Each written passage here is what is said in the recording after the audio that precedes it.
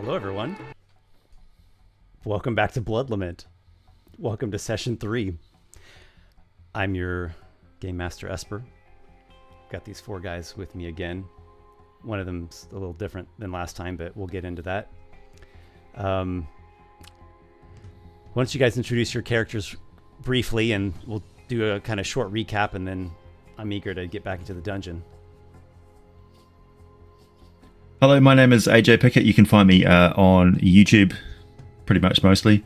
I'm playing the role of Mulga, a new character to the session.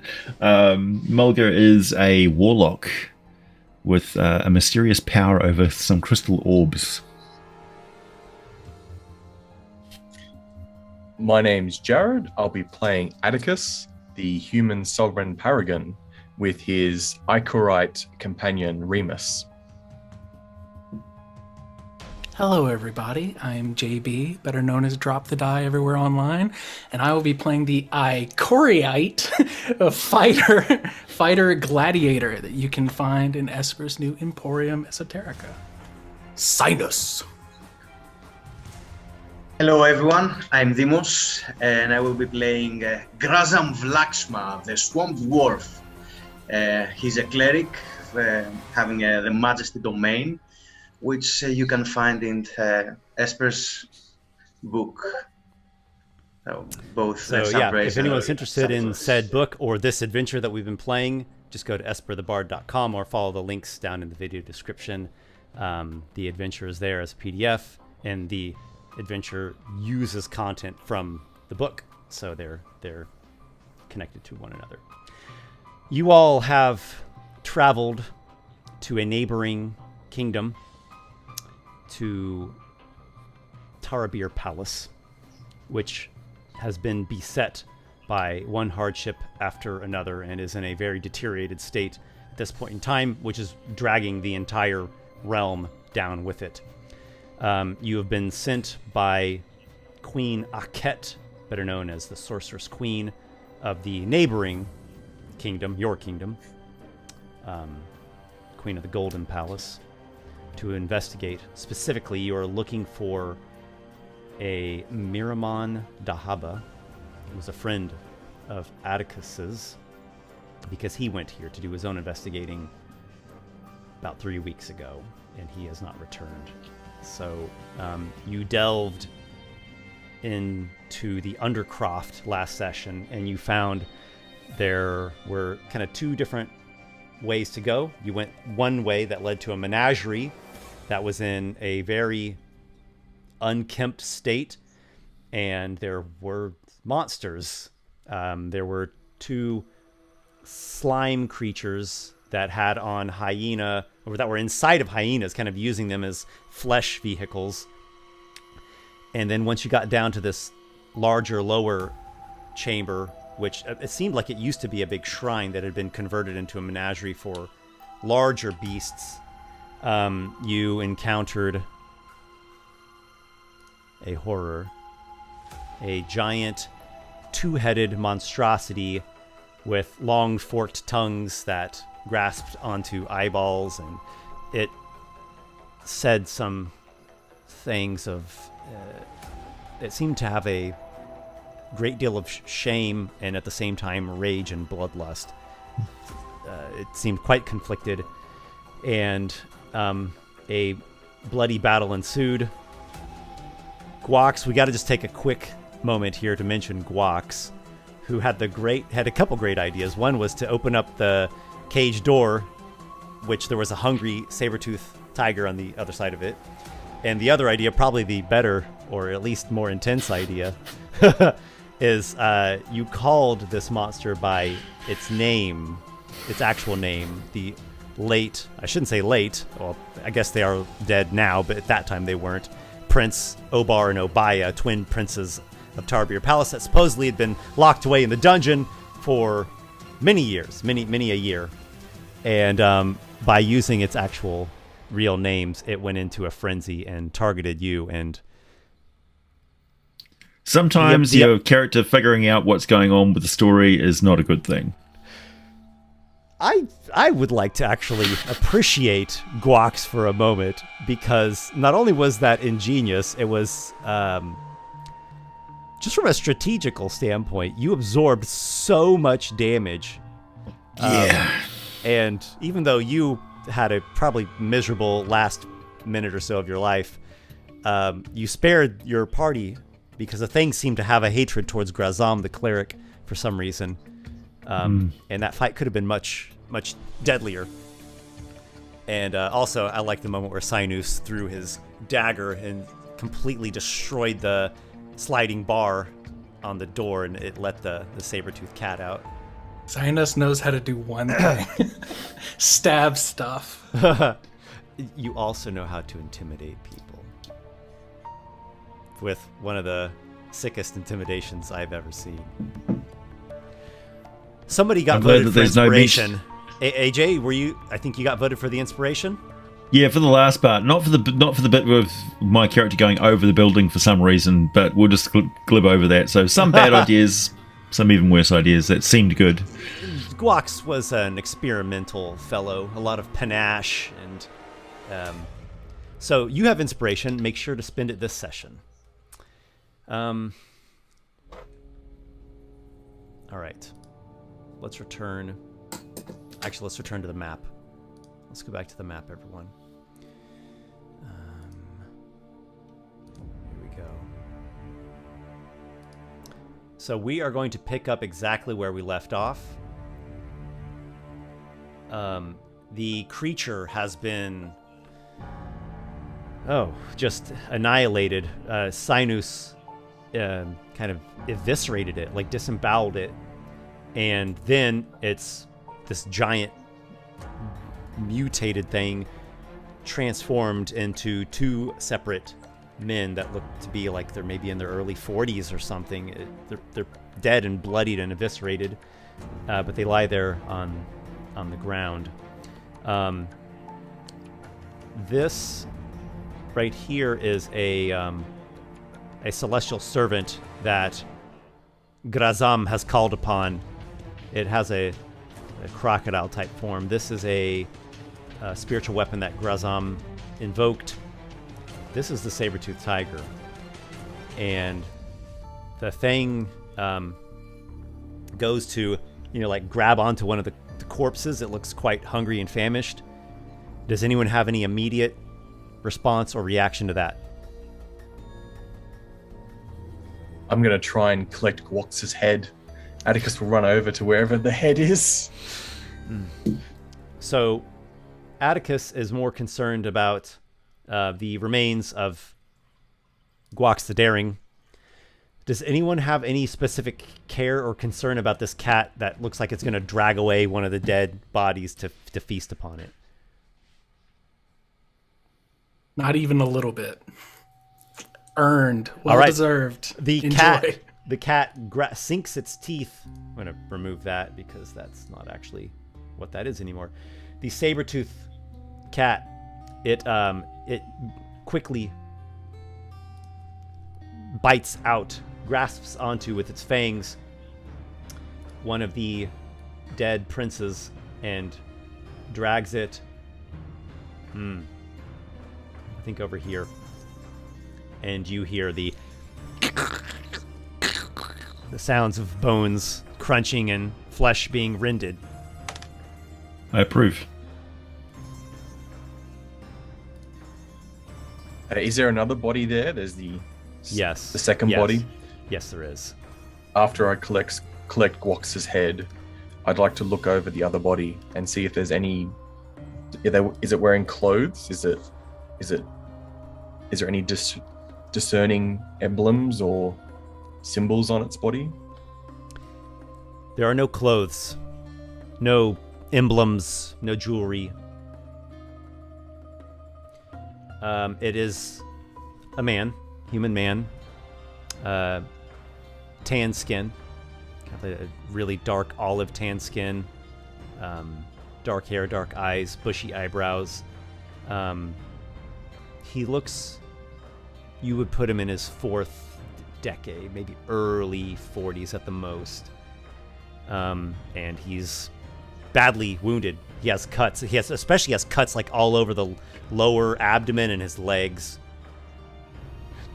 And Cynus's blow that eviscerated the monster, that wound carries over and into it. So probably like half of his abdomen is just completely split open, and it's a pretty gory sight.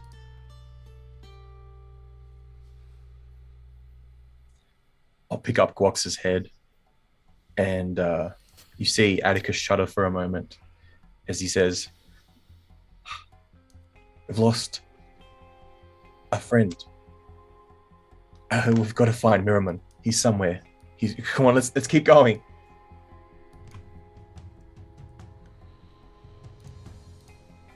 Allies, do you respond to this?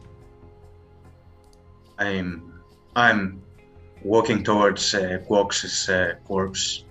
I'm stumbling, and I can't hear Atticus talking to us. I'm just watching his corpse, and I want to lift up my hands, and I want to kneel next to him, and I'm trying to fix with my hands his wounds. I have no spell slots, so I'm trying to close his wounds. I'm in denial of him dying, so I'm just there saying no. I'm just trying to find a way to fix his wounds with my bare hands. Atticus and Remus as well. Cynus, you see Grazam going about his futile task of trying to mend what clearly cannot be mended. Gwox's body, just a bloated, toxified corpse that has had its head ripped off, along with various slashes and gashes and cuts and bites. We don't have time to give him a burial right now. Who knows? There could be other things in here just like that. Look, I take the head, and I say, we'll give him a burial as best we can, but we can't stay here. Remember, the guards will wake up at some point, and this whole castle will be overrun. We need to find what we came for. We can't let this death go in vain. No. He is not dead. He's not dead. If you just put the head, please. Just put the head. He can't be dead. No. Just wait a minute. We can figure this out. Just help me.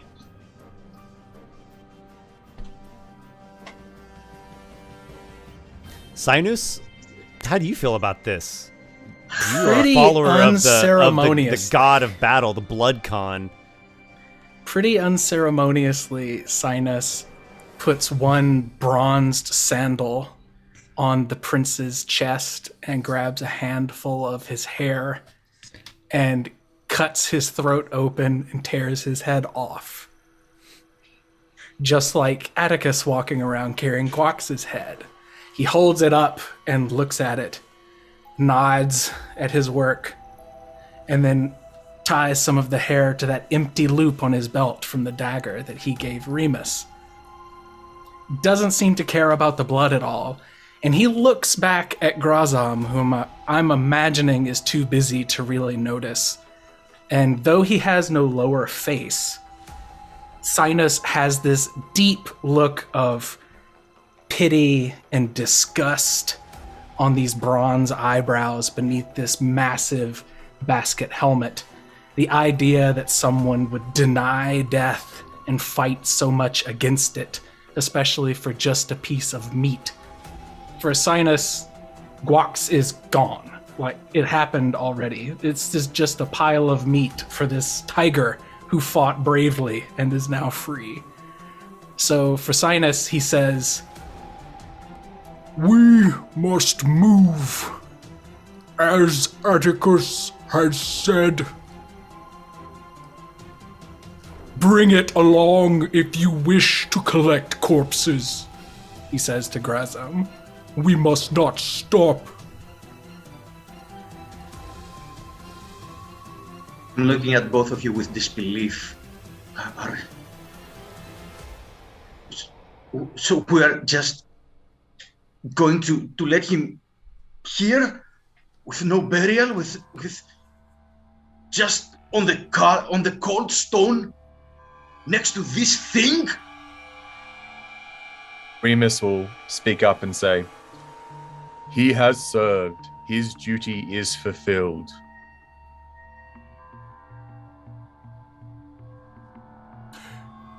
"If you ask it, I will carry the corpse. That is the extent of my honor for the dead."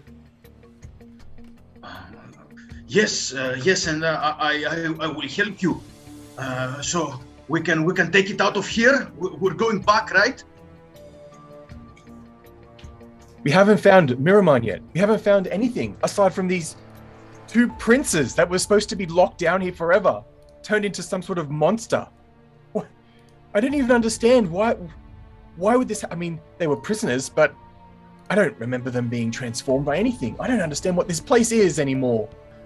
Why would this be under a castle?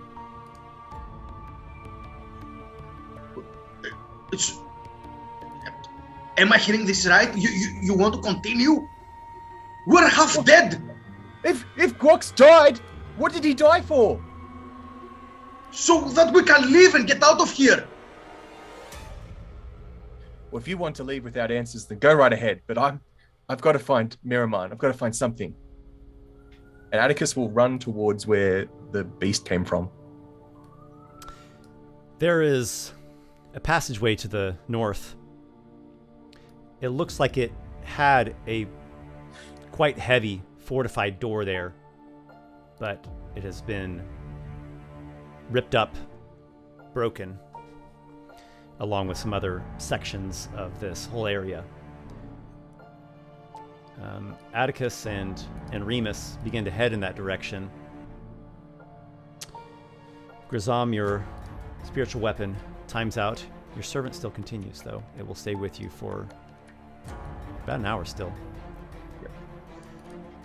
I Cynus? want to... Where do you go? If Grazam doesn't stop Cynus would just grab a big handful of Guax's clothing and just huck it up onto his shoulder and walk after Atticus. All right, so I'm going to take this token off just for convenience sake, but we'll remember that Cynus is currently shouldering the corpse of Guax Sans, the scaly dragon head that is being carried by Remus or Atticus. Atticus will have bagged Guax's head for now. Okay. So everyone is heading this way, Grazam. Do you leave? Do you wallow? Do you decide, okay, I'm going to go with my allies? Cynus will say to Grazam before he turns and walks away, "Do not let fear control you, dwarf. You control fear." and then he'll turn and walk away. I'm saying to myself, I ain't controlling shit, and I want to see.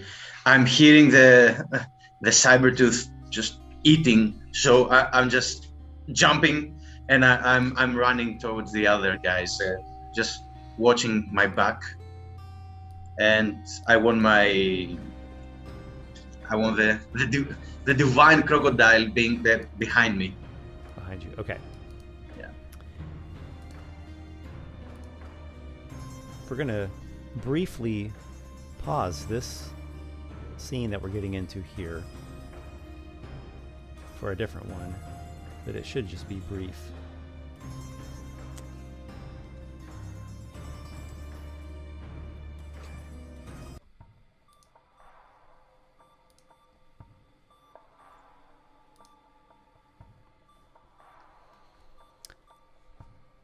Mulga,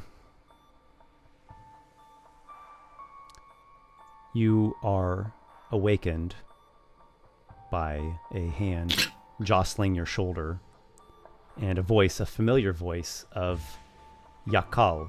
He is a priest of House Tarabir. He is waking you up. What is it? Mulga, awake. Awaken. You better have a good Mulga, excuse There's for waking me. There's somebody here at the palace. They've taken my key. They've gone into the undercroft. You're in big trouble. My first thought was to go to Warden Aharon, but then I thought of you. Do you remember the prayers that I've been offering up these past months? Yes. They I have don't a seem to have strange- worked. I have a strange hunch that they're being answered in a most unsuspected way. So you thought to involve me? You have had some breakthroughs recently with him. And there is something quite unorthodox about those that have entered into the undercroft. Please. Thieves? I think they are something more than but thieves. Would you come with me to speak with them? At least we must see what they have done. All right. Hang on. Let me just... Gather your accoutrement quickly. We'll make our way down there. Accoutrements. I just need this. Grab my staff. My spear. Come on, lead the way. So you get your belongings, and you're waking yourself up from the dead of sleep here. It's quite late at night. Yakal is holding a lamp, and you're in your room. It's a small personal chambers. You have a window that comes to a peak top. It has like this latticey screen. Do you live with anyone? Do you have wife, children? You have like your own small dwellings. It's just you? Okay. So you would be in kind of a block where a lot of unmarried men of House Tarabir would live. And so you come out of your personal chamber and you're going down this corridor led by Yakal. And I think that's actually all we need from you just at the moment. We're going to go back to everyone else. All right.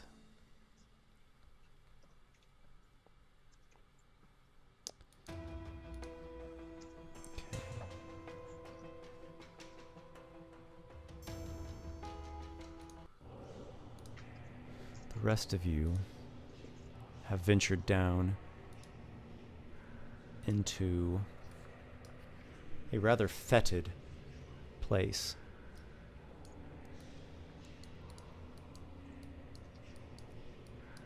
And I'll show this to you all here. Okay. Sounds fetid down here. So you might recall that I described unpleasant smells.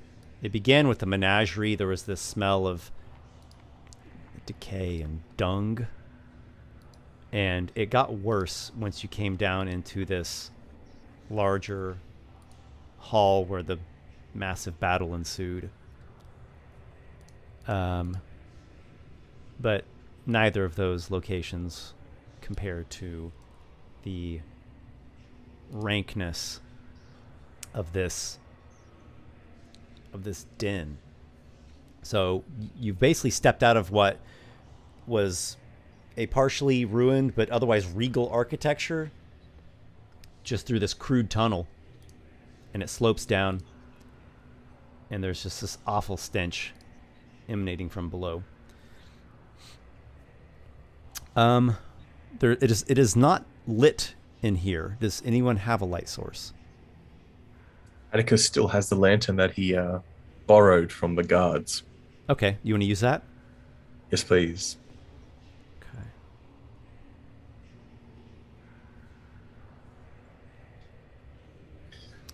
Okay. So you basically here. see a pretty crudely fashioned chamber or den, and really it's just a pit of filth and decay. The southern wall has a lot of damage to it, and chunks of stone and rubble are on the ground. And then here at the north wall, there is just heaps of dung and piles of cracked bones and a collection of broken things. It's actually three separate piles. They've been separated out. So it was like dung pile, bone pile, and then this kind of assorted rubbish pile, just broken bits. Atticus will make his way to the bits pile first and start kicking it around to see if he can find anything familiar. Do you cover like your mouth and your nose, or plug your nose or anything? Yeah, he's wincing the whole time. All right, so Atticus, you go over to these piles, and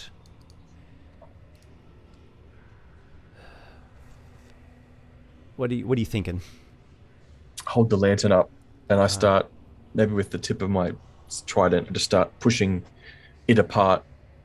I'm hoping to not find, and yet also find, Miraman's remains or something that would suggest that maybe someone else met a grisly fate here, similar to Guok's. Okay. So you search through the pile of collected broken bits and various amassed pieces, and really it's a variety of things, both organic and actual fashioned inorganic things. You do find some things as you search through these fragments. One is you find a helmet and a long sword. These are Miramon's. You recognize them. You also immediately grab them. You grab those. You find also, as you sift through, a dagger. The pommel of the dagger is shaped to look like a scorpion, with like the actual scorpion tail being the pommel proper, and the like pincery part is the hilt. You find a set of tools. They have like little lock picks and other little shimmying tools, thieves' tools. You also find a scimitar that is clearly not a make from either the Tarbeer lands nor the Golden Palace. Clearly it's not made in the Fertile Splay. You also find a scepter that's made out of some kind of thorny, like a shaft of some thorny plant. If you are interested in searching those things, you find obviously that all you have to do is just sift through it and they're right there. If you want to make a perception or investigation, some kind of searching check to actually spend a bit more time and look for anything else of interest, you're welcome. All right, Atticus will begin to investigate as best he can to see if there's anything that will point them in the right direction. It's going to be a 15.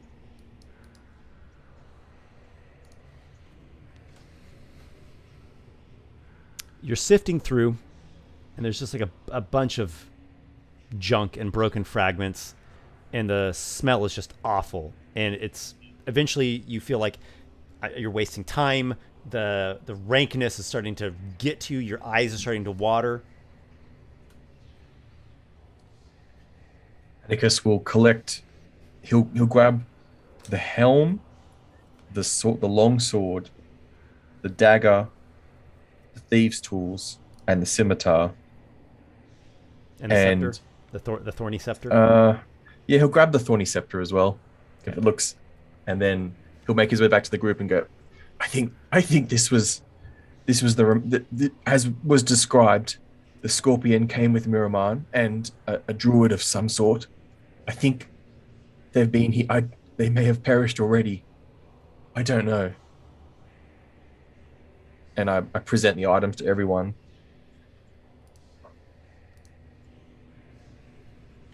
Cynus, you see these?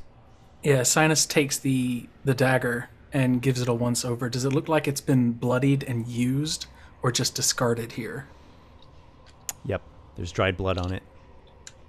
Not from any very immediately recent battle. Looks like it's been on there for a little while.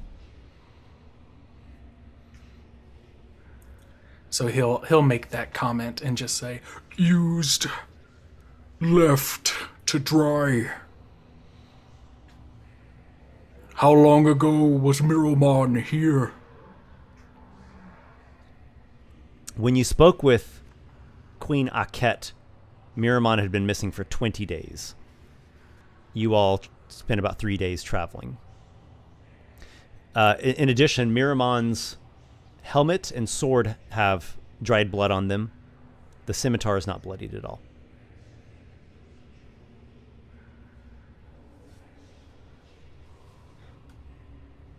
That's some pretty on-point perception there.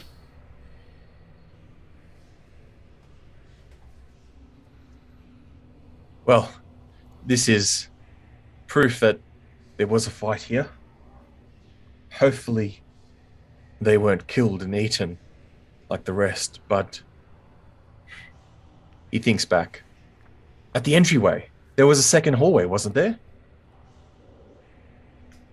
Let's go back. Let's see if there's something else here. Perhaps we'll find something down there.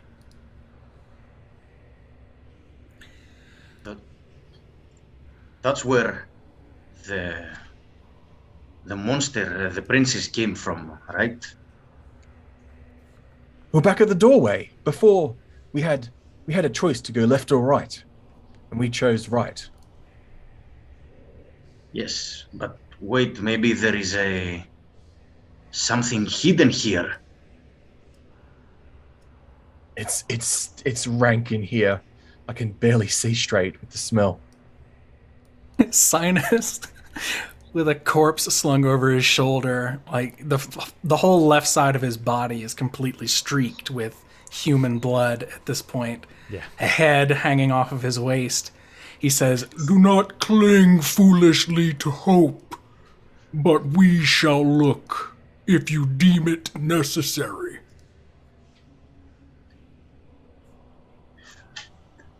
Maybe because you see, not all the weapons are blooded, so maybe someone escaped and they escaped through a secret door or something. At least, just can you give me 1 minute to see around? Just make sure that there is nothing that we missed. I don't know if we'll be able to get back here at any point. Make sure that we're thorough in this one time that we have here. Don't miss a thing. Grazam, you enter fully into this wretched den.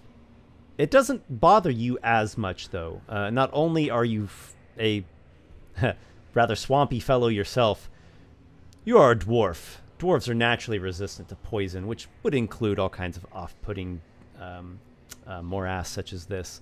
So you walk in thinking, it's pretty gnarly, but I've seen worse. I've eaten worse, maybe. And you decide, I'm going to check these walls. Go ahead and make your choice, perception or investigation, whatever your particular fashion is. As I'm praying to you, Cynico, to guide me. I want to make a perception check with guidance. Excellent. Yeah. So that's perception.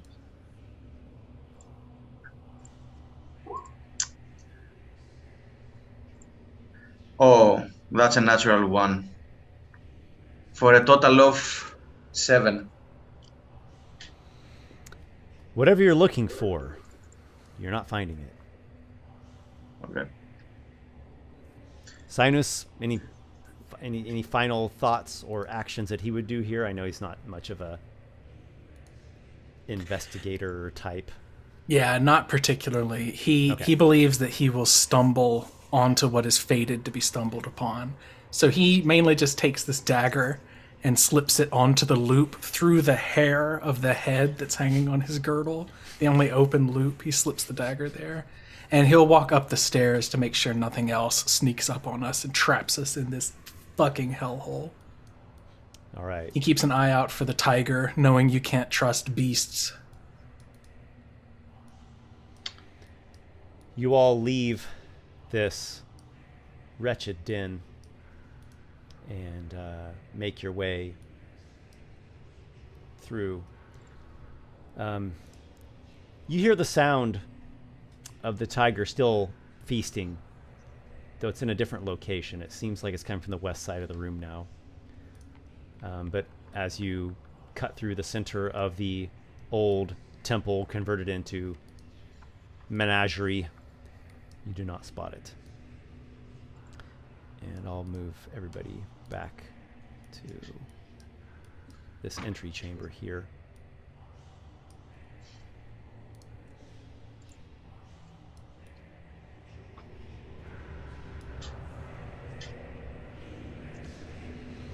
To the west you head, because that's the direction that the map is indicating. Let's go with this. Okay. Cynus The will... air is notably different as you head this way. Fresher? You could say that. It's certainly not as stinky. Cynus, when we get into this hallway, is actually going to plop Gwax's corpse down against the wall, turn to look at his companions, and say, It may be wise to rest, at least for a time.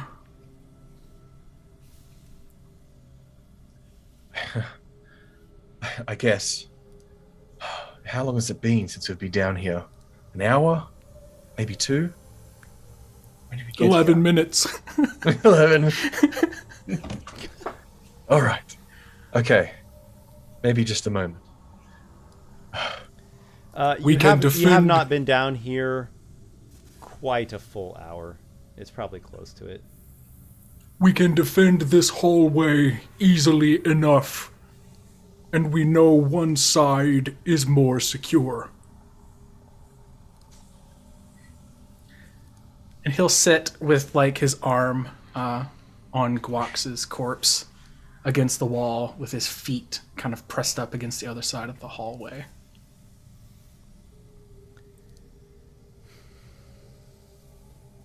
All right. My So is the plan set- to take a breather here?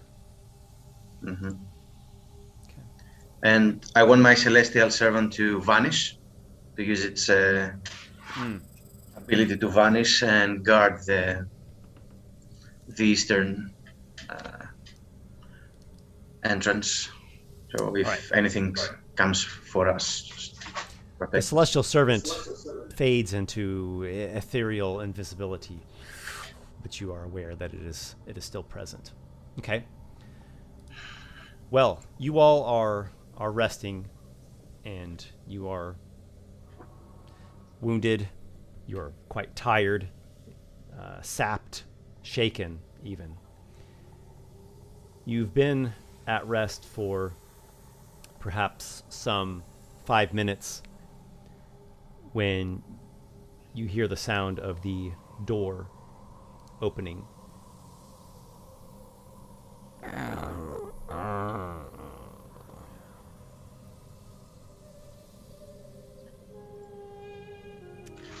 Does anyone? do Cynus anything? obviously scrambles to his feet, draws 2 daggers, and gets ready to murder whoever comes through the door.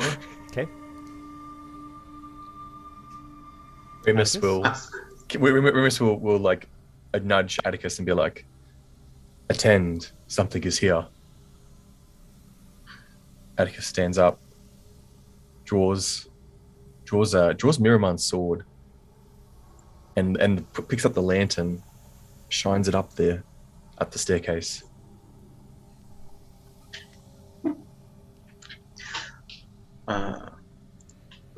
I'm running.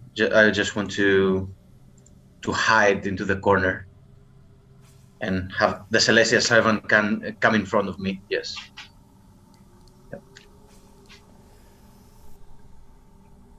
A voice calls from the top of the stairs. Who down there?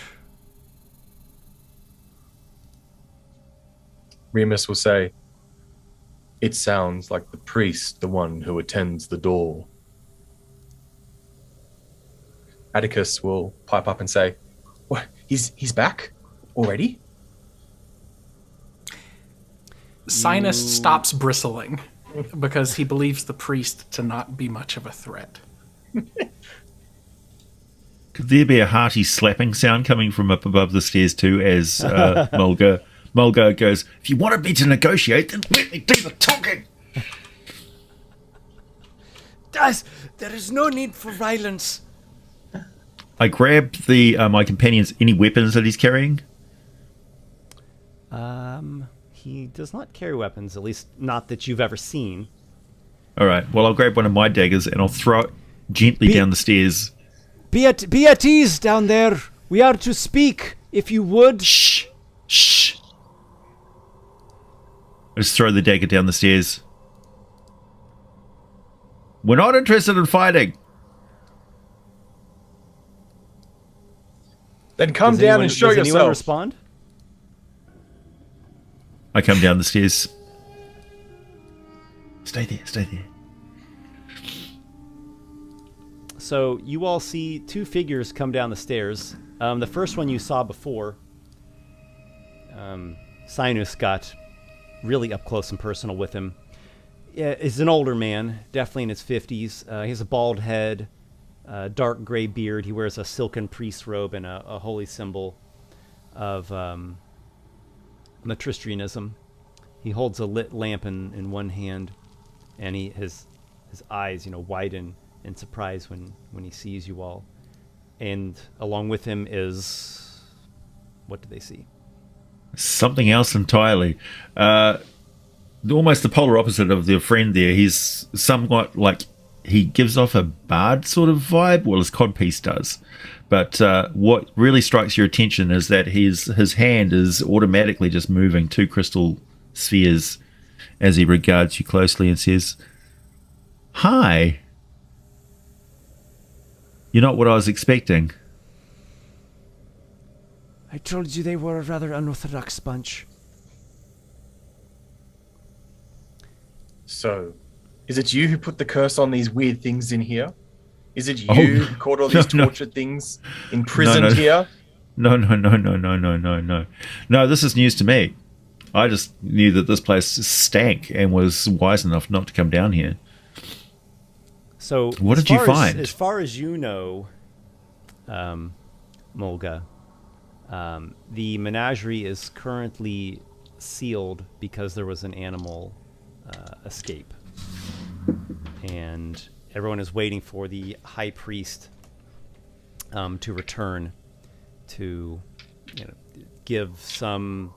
He went off to see some oracle out in the steppe land, and he's supposed to be coming back to give some guidance, and everyone's waiting on that. So Atticus poses the question, and I think you pose it towards the priest, if I'm not mistaken, if he is the one who brought this cursed monstrosity into being. And he says, No, it was not I, but the prior high priest, Eridoka. But you speak as though... Can it be you speak as though the thing is no more? The thing is no more, and neither is one of ours. It has been slain. It became two princes. I believe their names were Oba and Obadiah. The priest gasps as though a terrible pain has just left his body. Can it be true? Has the horror been vanquished? Has the shame of our house been put to rest? Oh, thank the divine, my prayers have been answered. But please, I implore you, no one can know of this creature.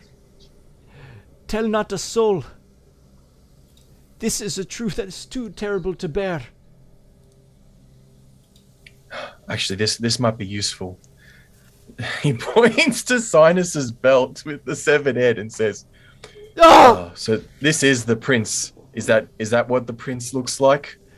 It is Obadiah, though not as I remember him. He was much younger, but it is him. You have taken his head. Well, the head is all that we could, really. The other half is being eaten by some large cat. Oh, the cat has survived. I'm rather fond of it. Cynus will Mulga, there is much that we must speak of.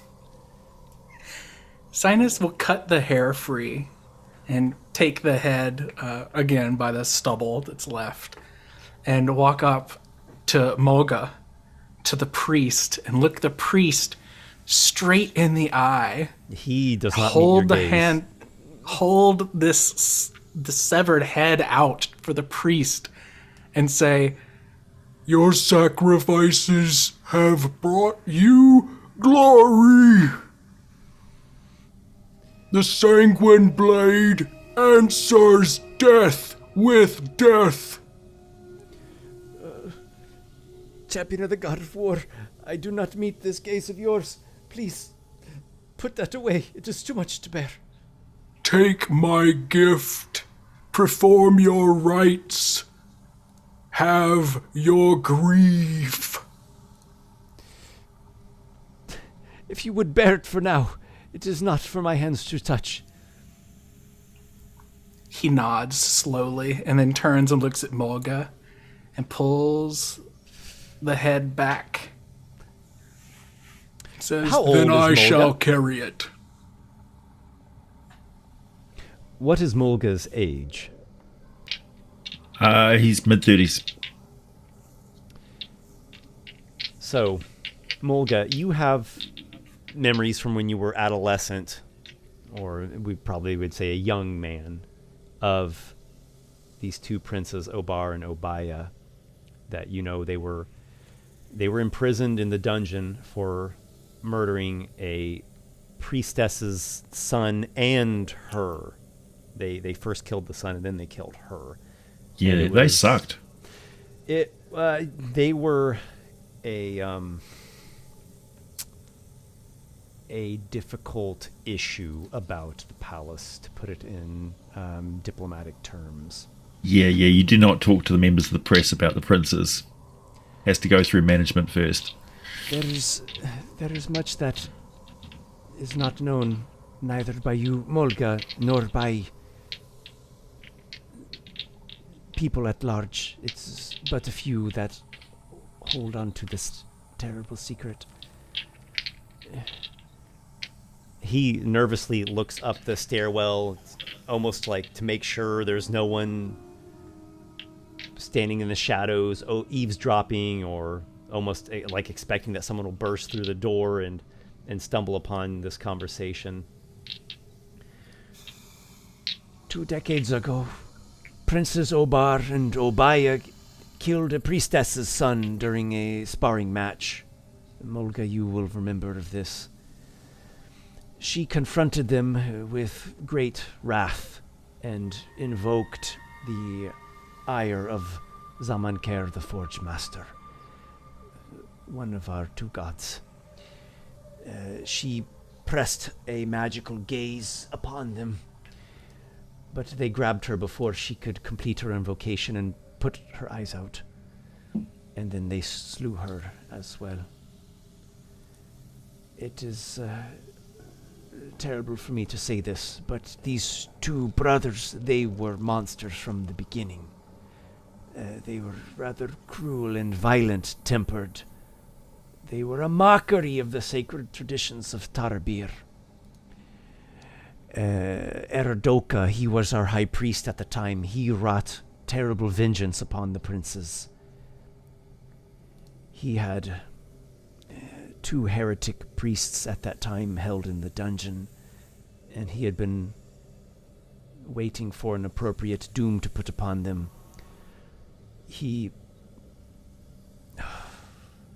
put out the prince's eyes and made them eat the eyes of the heretic priests. He called down a divine curse, and the twins were fused together into this abomination.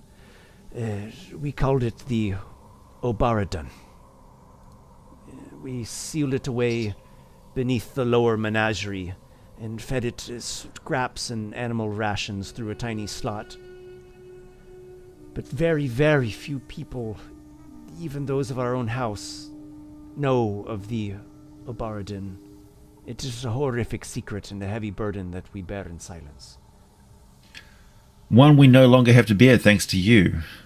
And really, I mean, you've got a terrible impression of the faith. Honestly, I can understand that. But we're not a bad bunch, honestly. This wasn't done with cruel intentions. We were trying to obey the law and not kill a member of the royal family.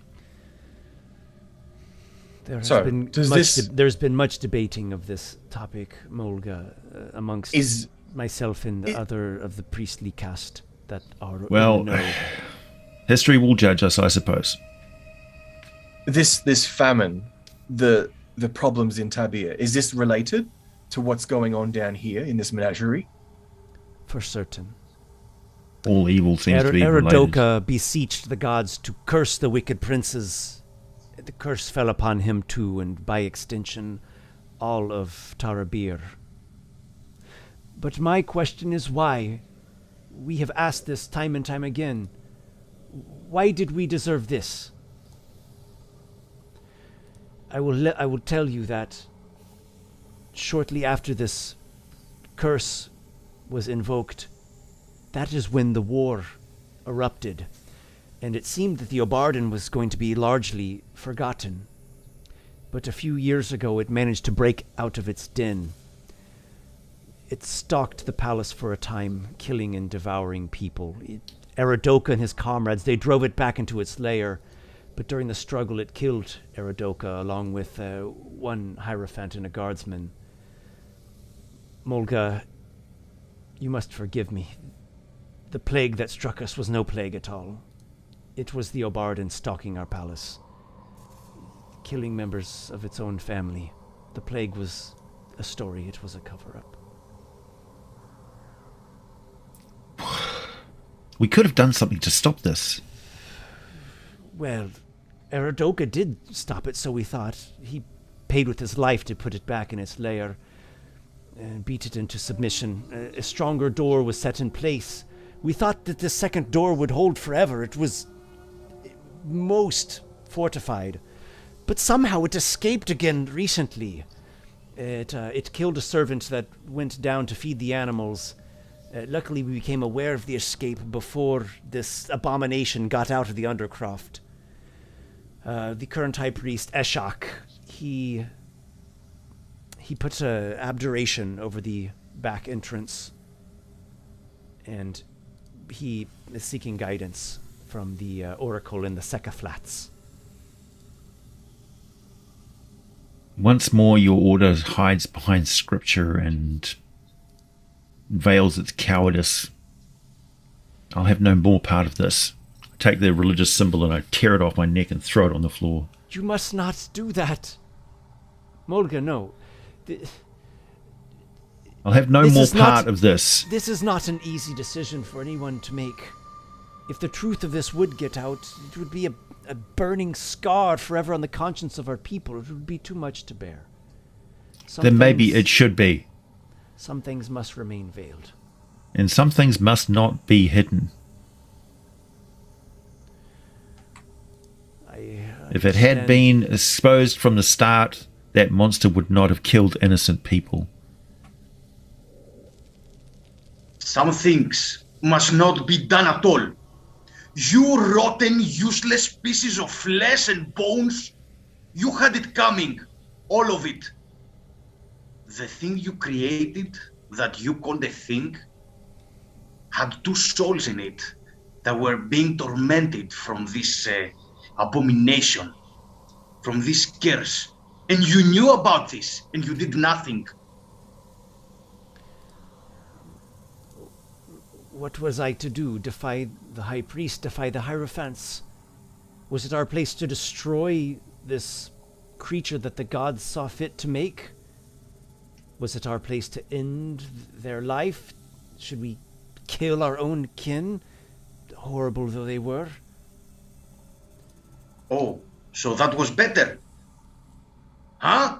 You think that was better? There is nothing that is better.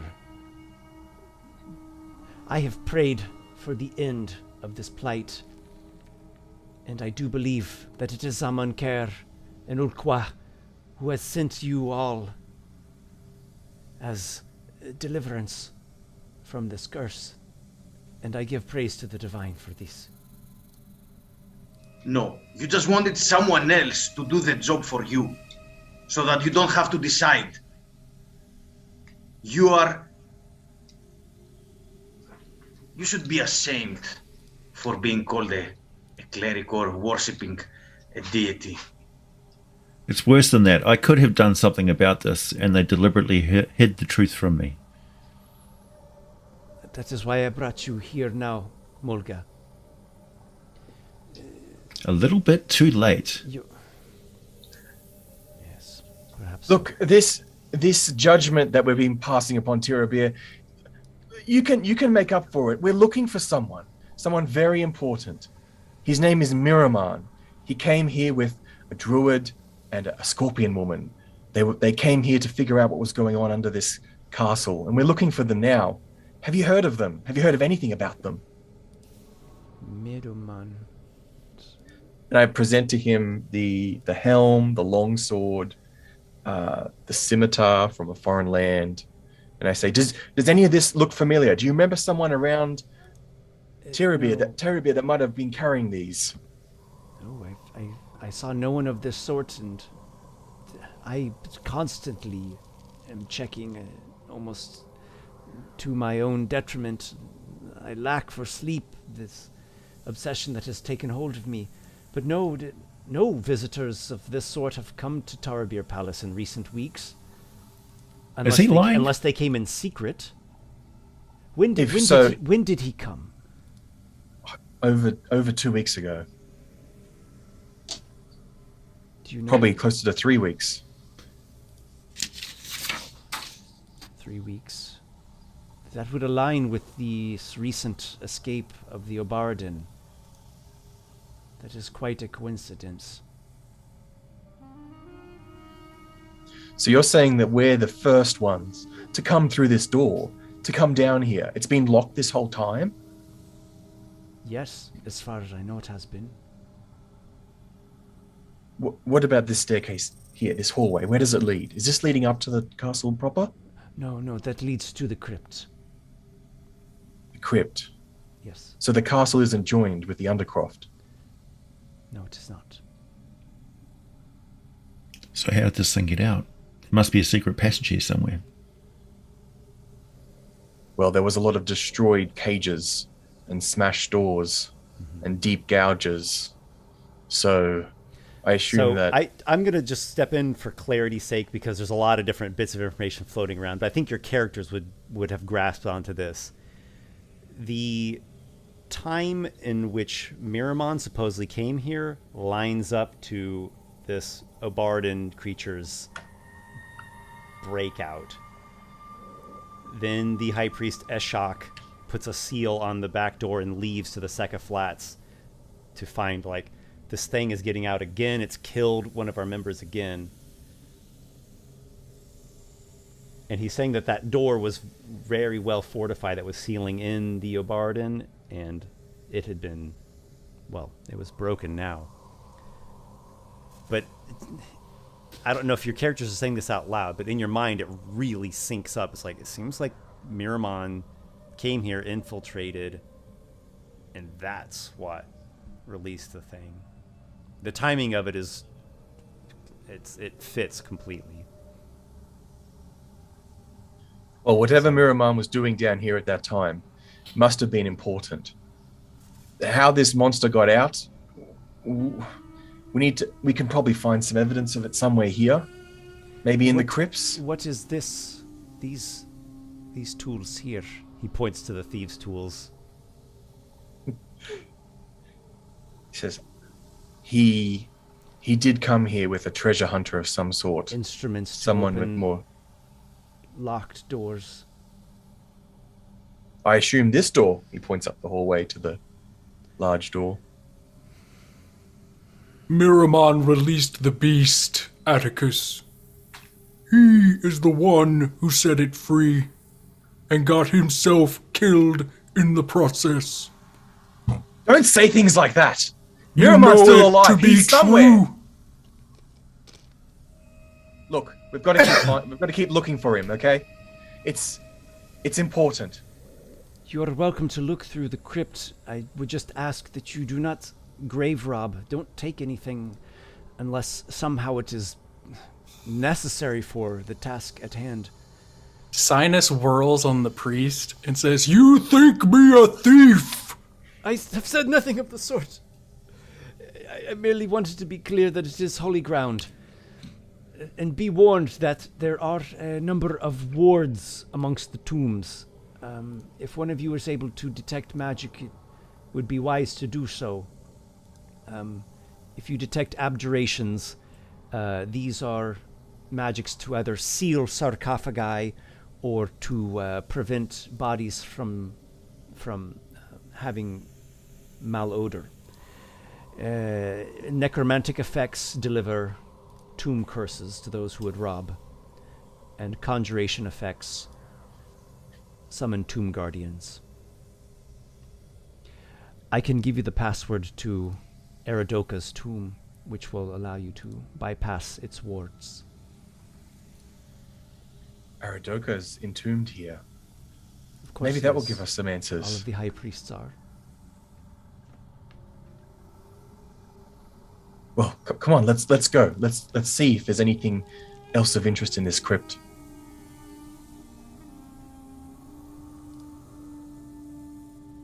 In 53 minutes and 31 seconds when I finished this short rest, absolutely.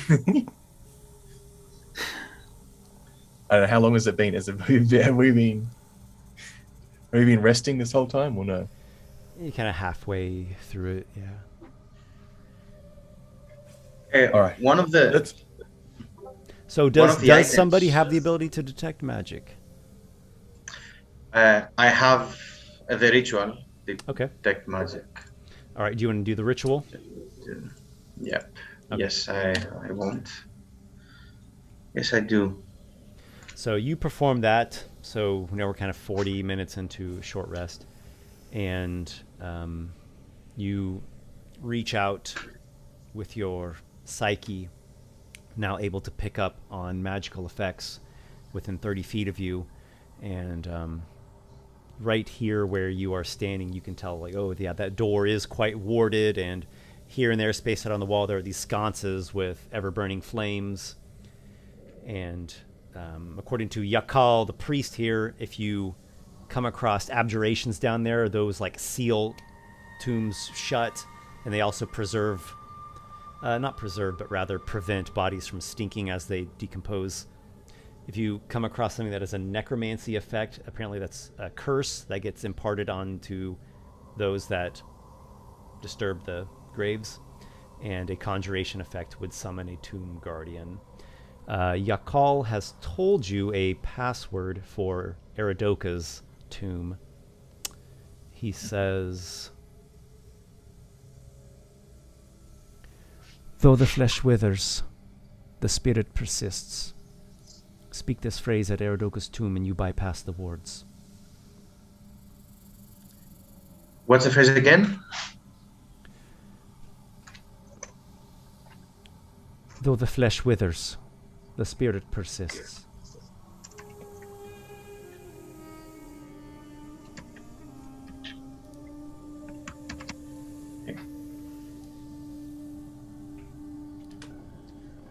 So I think among the items that we found, there's a thorned what? It's a scepter that is made of some kind of hardy, thorny plant. Is it magical? You do not detect magic from it, nor any of the items that Atticus located in the den of the Obaradin. I'll let everyone know about that. Okay. I'm going to move the map here so you all can get a look at what we're seeing ahead. Mulga, I take it you're going in with this motley crew. Yes, absolutely. I'm more like I've given up being on the side of the priest, so it's more like I don't want I don't want to associate with the priestly order anymore.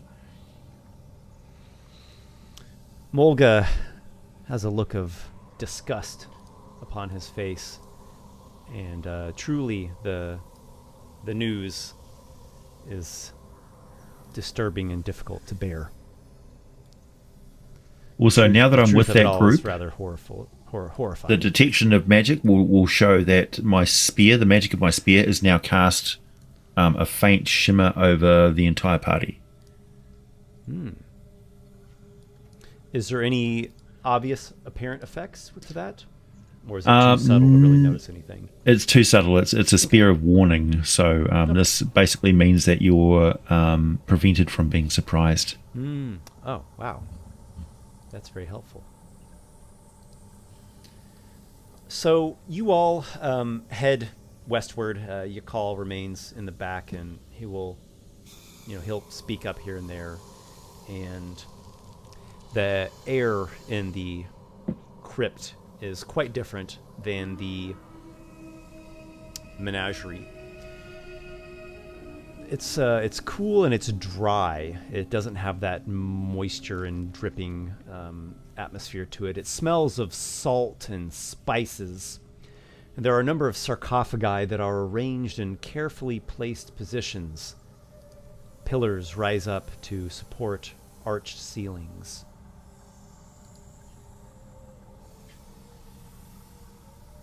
Well, nothing's jumping out here at the moment. Where's this tomb of this priest that died to the Obradai creature?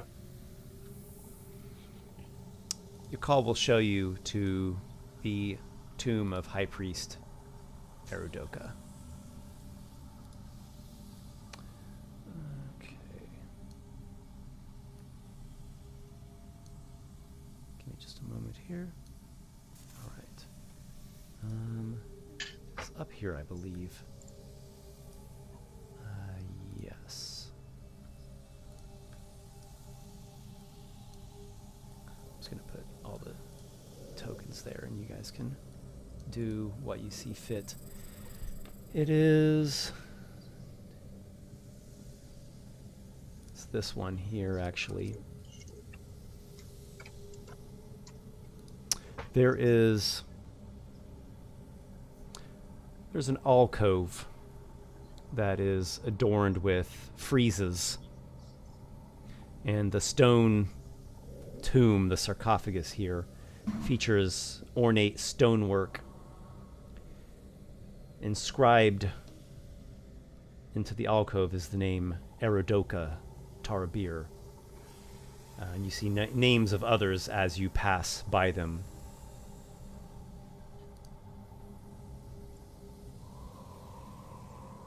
All right. So I approach his tomb, and I say the term, "Though the flesh withers, The spirit persists.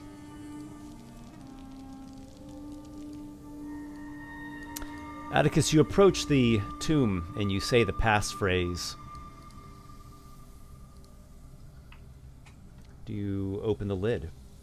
Do you lift it? I certainly do. Okay, you lift the lid.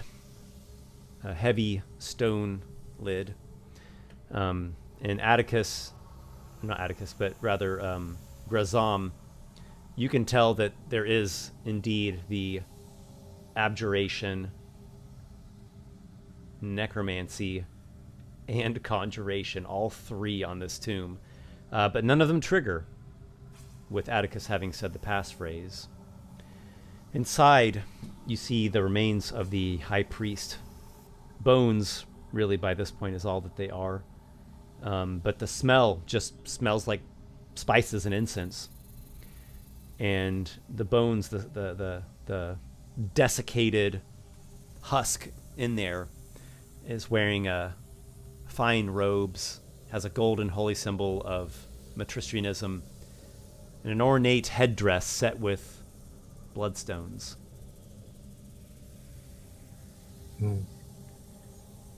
Well, he's resting peacefully, I guess. But I can't see anything here that gives us any hint to where Miramon's gone or what this curse is, why it's affecting the land still. As you were looking over the remains of the high priest Eridoka, there actually is one more item that you notice. A statuette of a high priest.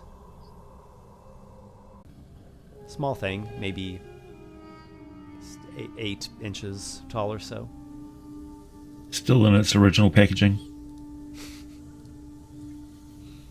I'll call the priest over. It's a gift that was given to him by his predecessor and mentor, Chasisi.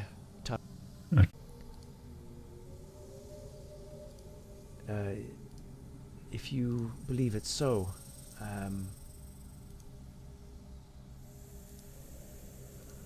He looks to Mulga, who has been making some rather hard... I do not know what it is that I can do momentarily. He fidgets his fingers nervously. Grazam, come here. Can you divine what these items are? Do they have a magic?